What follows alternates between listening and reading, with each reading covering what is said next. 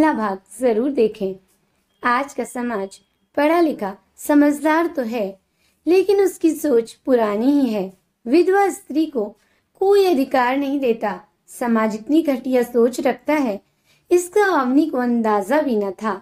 अवनी के मायके में भी खबर पहुंच चुकी थी। अवनी के मायके से उसके मम्मी पापा वहां पहुंच गए थे। सब चाहते थे कि अवनी अपने पति के आखिरी दर्शन कर ले, पर अवनी तो एक पत्थर की मूरत बन गई थी। न उसकी आंखों से आंसू निकल रहे थे, न ही वो कुछ बोल पा रही थी।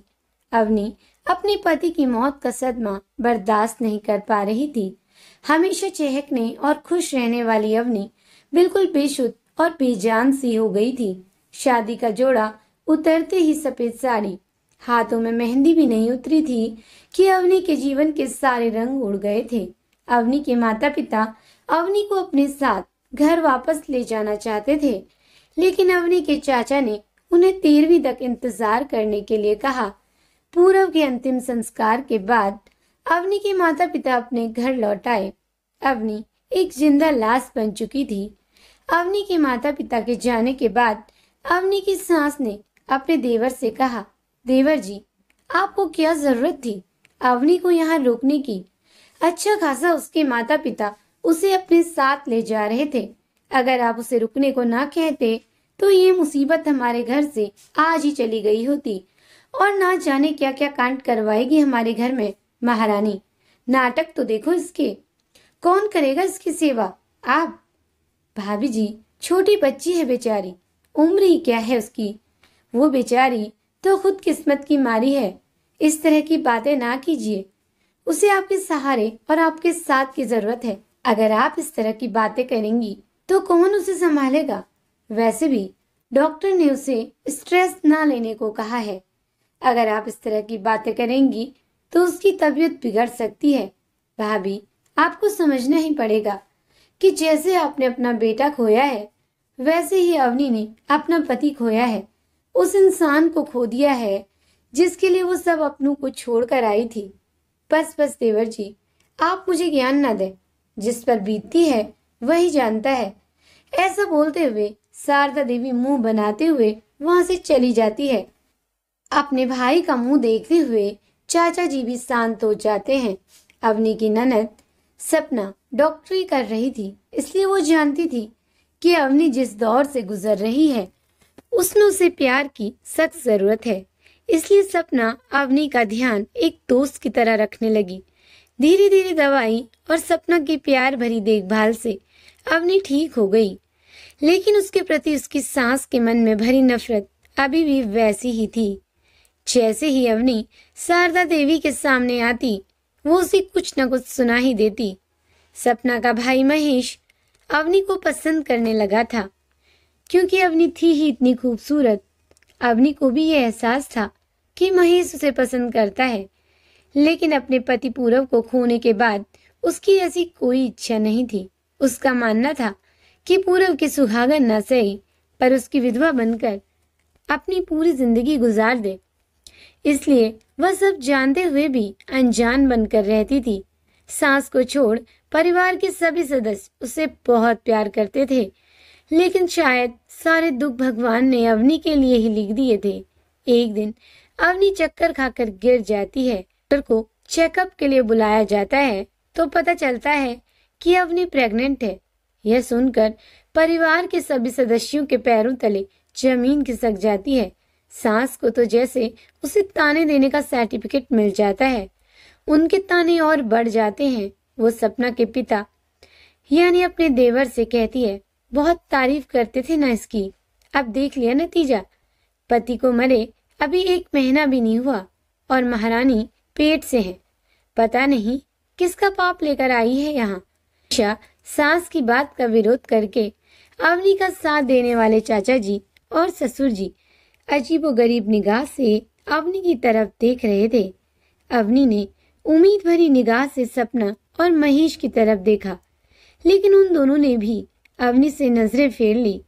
किस्मतहीन अवनी आज सबकी नजरों में चरित्रहीन भी हो गई थी। अवनी समझ नहीं पा रही थी कि उसके साथ ये सब क्या हो रहा है। अवनी रोती हुई भगवान के मंदिर में गई और रोते हुए पूछने लगी, भगवान, मुझसे ऐसी कौन सी गलती हो गई जो आपने मेरी किस्मत में इतने दुख लिख दिए। अवनी भगवान के चरणों में सिर रख कर रो रही थी कि इतने में उसकी सास कपड़ों से भरा बैग लेकर आई और बोली, निकल जाओ इस घर से और दोबारा अपनी शक्ल मत दिखाना। अवनी रोते हुए अपनी सफाई पेश करने लगी। माँ जी, ये बच्चा पूरब का ही है, मैं सच कह रही हूँ, प्लीज मेरा यकीन कीजिए। लेकिन उसकी सास तो क्या, परिवार का कोई भी सदस्य अवनी की बात मानने को राजी नहीं था। अवनी की सास ने अवनी को धक्के देकर घर से बाहर निकाल दिया। अवनी रोती रही, गिड़गिड़ाती रही, लेकिन कोई उसकी बात सुनने को राजी नहीं था। कहाँ जाती बेचारी अवनी। ससुराल से बेघर होने के बाद उसने अपने मायके जाने का फैसला किया। जैसे ही मायके पहुंची, माँ ने दरवाजा खोला। अवनी अपनी माँ को गले लगाकर जोर जोर से रोने लगी। अवनी की माँ ने परेशान होकर पूछा, क्या हुआ अवनी, तुम रो क्यों रही हो? अवनी ने रोते हुए माँ को सारी बातें बताई। 1 मिनट के लिए अवनी की माँ का भरोसा भी डगमगाने लगा, लेकिन अवनी की माँ जानती थी कि उसकी अवनी कुछ गलत नहीं कर सकती। लेकिन उसकी बेटी पर जो धब्बा लग गया था उसे कैसे मिटाती। अवनी के पिताजी भी कमरे के बाहर खड़े होकर उनकी सारी बातें सुन रहे थे। उन्होंने कमरे में प्रवेश किया और बोले, अवनी, मुझे तुमसे ये उम्मीद नहीं थी। ये बच्चा पूरब का कैसे हो सकता है? शादी की रात ही पूरब इस दुनिया को छोड़कर चला गया और तुम कहती हो कि ये बच्चा पूरब का है। निकल जाओ मेरे इस घर से। पता नहीं मैंने ऐसे कौन से पाप किए होंगे जो बेटी के रूप में मुझे तुम मिली। मुझे तुम्हारी छोटी बहन की शादी भी करानी है। क्या जवाब दूंगा मैं दुनिया वालों को? चली जाओ यहाँ से। पर पापा, मैं कहाँ जाऊंगी? माँ जी मुझे ससुराल में नहीं रहने देंगी और मायके में आप, तो मैं कहाँ जाऊंगी? अवनी के पिता ने गुस्से में कहा, जिसका पाप तुम्हारे पेट में है उसके पास चली जाओ, लेकिन मेरे घर से चली जाओ। अवनी रोती हुई वहां से भी वापस आ गई। अवनी की माँ ने पिता को बहुत समझाने की कोशिश की, पर उन्होंने किसी की एक न सुनी। अब अवनी को सिर्फ एक ही रास्ता समझ में आ रहा था, जो कि उसके पिता ने ही उसे बताया था कि उसी के पास चले जाओ जिसका ये बच्चा है।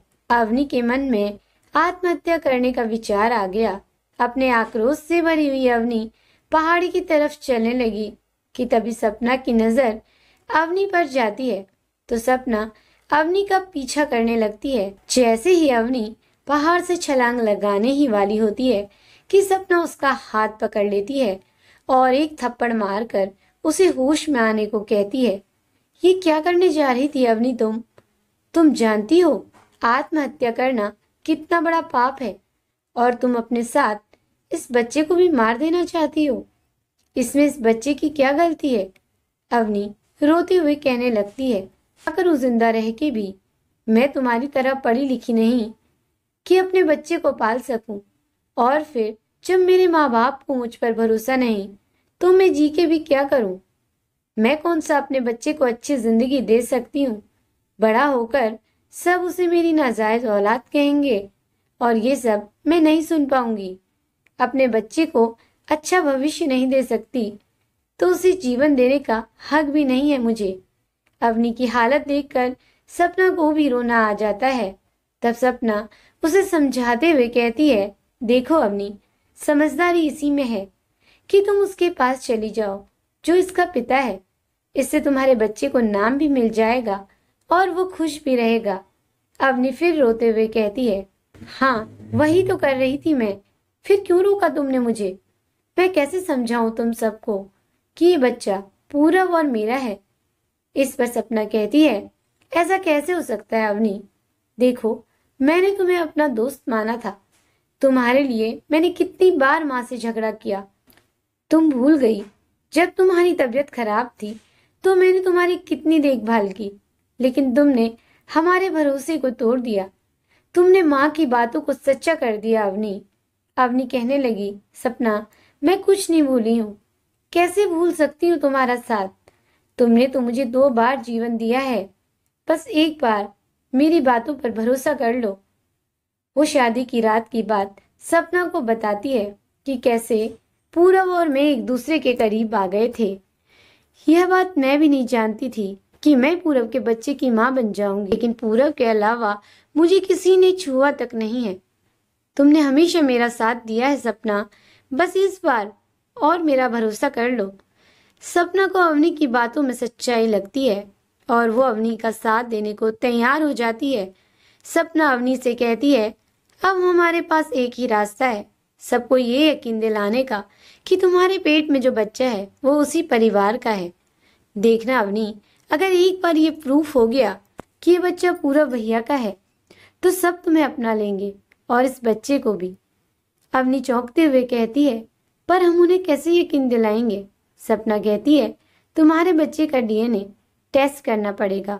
अगर वो पूरा भैया के डीएनए से मैच हो गया तो ये प्रूफ हो जाएगा कि ये बच्चा तुम्हारा और पूरा भैया का है। अवनी कहती है, लेकिन ये कैसे पॉसिबल है? पूरब तो इस दुनिया में नहीं है, उनसे मेरे बच्चे का डीएनए कैसे मैच होगा? इस पर सपना कहती है, वह सब आप मुझ पर छोड़ दो। साइंस ने काफी तरक्की कर ली है। बच्चे का डीएनए उसके दादाजी से 25% भी मैच हो तो ये प्रूफ हो सकता है कि ये बच्चा उसी कुल का है। अगले ही दिन सपना अपने ताऊजी के बाल ले आती है और बच्चे का डीएनए उनसे मैच कर जाता है। रिपोर्ट देखकर सपना अवनी को गले लगा लेती है और उससे माफी मांगती है। दोनों रिपोर्ट लेकर घर पहुंच जाते हैं। दरवाजे पर अवनी को देखकर अवनी की सांस आग बबूला हो जाती है, लेकिन सपना पूरे परिवार को रिपोर्ट दिखाकर ये बात समझाती है। पूरा परिवार रिपोर्ट देखकर बहुत खुश हो जाता है और सपना को शाबाशी देते हुए सब अवनी से माफी मांगते हैं, लेकिन सास का मुंह अभी भी टेढ़ा ही रहता है। अब सब 9 महीने तक अवनी का ध्यान रखते हैं।